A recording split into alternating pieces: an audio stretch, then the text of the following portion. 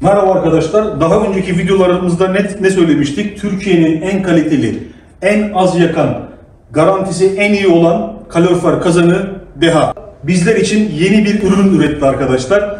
Şimdiki videomuzda DEHA'nın yeni ürününün tanıtımını yapacağım size. Kuzine soba. DEHA artık bu işe de el attı ve en iyisini üretme mottosuyla bu ürünümüzü bize gönderdi arkadaşlar. DEHA kaloriferli kuzine sobası arkadaşlar.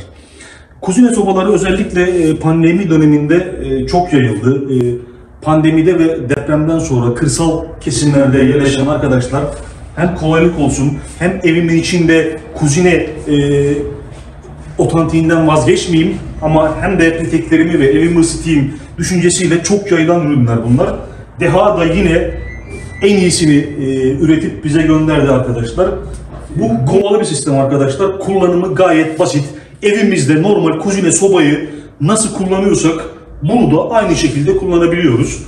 Uzunlamasında bir kovası var arkadaşlar.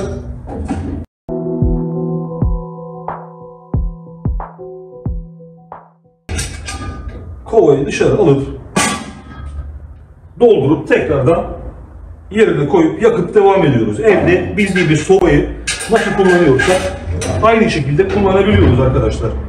Kullanımı gayet basit. Önde de yine camı var. Alevimizi görüyoruz. Bir şömine havası oluşturulmuş. Alevi izleyebiliyoruz.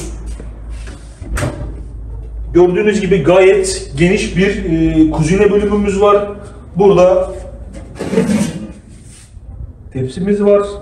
Arkadaşlar burada patates gibi ne bileyim siz daha iyi bilirsiniz. Ne pişirmek istiyorsanız onu koyup rahatlıkla sobamız yanarken, peteklerimiz ısınırken aynı şekilde orada bir şeyler de pişirebiliyoruz. Üzeri yine evdeki sobalarımız gibi çaydanlığımızı koyabiliriz. Isıtmak istediğimiz bir şeyi buraya koyup kullanabiliriz arkadaşlar bu sobayı. Dediğim gibi DEHA yaparsa en iyisini yapar.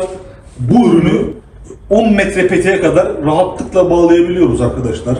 10 metre tül peteğe çalıştırma kapasitesine sahip. Yani ortalama 100 metrekare bir evi bu sobamızla ısıtabiliriz. Yine dediğim gibi aklınıza takılan, benim anlatmayı unuttuğum bir takım sorular olursa videomuzun altına yorum şeklinde yazın. Cevaplayacağız bunları arkadaşlar. Her türlü bütün kalorifer sistemleriyle alakalı sorularınızı çekinmeden videomuzun altına soru olarak sorabilirsiniz. Abone olmayı unutmayın. Teşekkür ederim.